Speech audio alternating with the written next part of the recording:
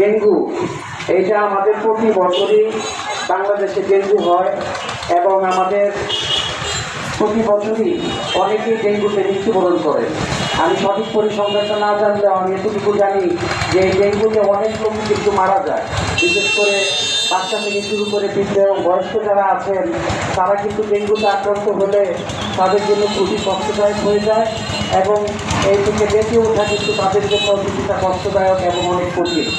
তো ডেঙ্গু চিকিৎসা কিন্তু এখনও তেমনভাবে আপ টু ডেট হয়নি বা যুগোপযোগী হয়নি, কিন্তু ডেঙ্গু প্রতিরোধী হচ্ছে ডেঙ্গু চিকিৎসা। আমরা যদি ডেঙ্গু প্রতিরোধ করতে পারি তাহলেই আমরা ডেঙ্গু থেকে বেঁচে থাকতে পারবো, নিজেদেরকে রক্ষা করতে পারবো।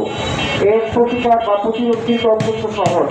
আমরা যদি আমাদের যেখানে আমরা বাস করি বা থাকি আমাদের চতুর্পাশে যদি আমরা অন্তত পরিষ্কার পরিচ্ছন্নতাটা বজায় রাখতে পারি, সেই ক্ষেত্রে আমরা কিন্তু অগ্রণী ভূমিকা পালন করতে পারবো ডেঙ্গু প্রতিরোধে।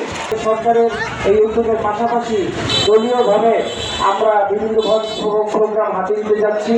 সরকার যদি শনিবার করে আমরা হয়তো রবিবার বা সোমবার বা অন্য কোনো বারগুলো বেছে নিয়ে ভলান্টিয়ারলি আমরাও চেষ্টা করবো আমাদের পৌরসভা এবং প্রত্যন্ত অঞ্চলগুলোকে পরিষ্কার পরিচ্ছন্ন রেখে কীভাবে ডেঙ্গুকে প্রতিরোধ করা যায় এবং কীভাবে ডেঙ্গু সচেতনতা বৃদ্ধি করা যায় আমাদের জনগণের মাঝে, সেই বিষয়ে আমরা একসঙ্গে কাজ করে যাবো ইনশাল্লাহ।